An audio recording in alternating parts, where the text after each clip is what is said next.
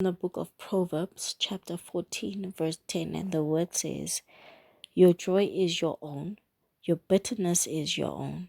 No one can share them with you."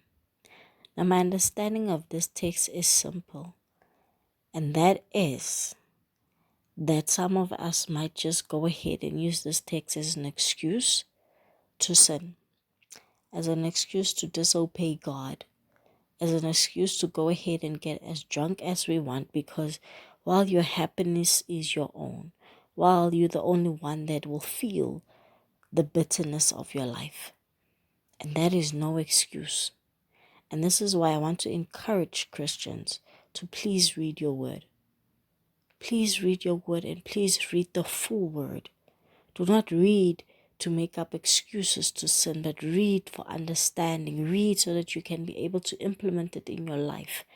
There's a lot of things that's happening in this world, and we need to stay anchored and closer to God, and as much as possible know our word, because somebody can come along and use Proverbs 14 verse 10 as a means to deter you or to turn you away from God, and basically just saying that, hey, God is saying that your joy is your own, your bitterness is your own, and nobody can share them with you. So why don't you just do what you want to do and be happy?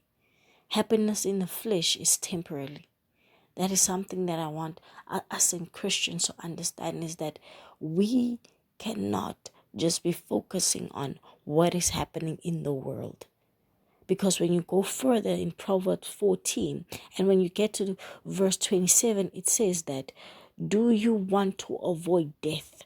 That is a question that God is asking you. Do you want to avoid death?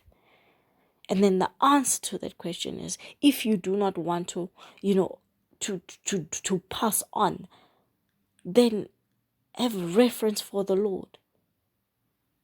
For the foundation of life is in God. So verse 27 asks, do you want to avoid death? And the answer it gives thereafter is, reverence for the Lord is a foundation of life. So not only does God ask you a question, he also gives you the answer. So please, let us start having reverence for God. Let us know who God is. That is so important. We as Christians need to know who God is. We have become too drunk with the world and worldly things. Let us know who God is.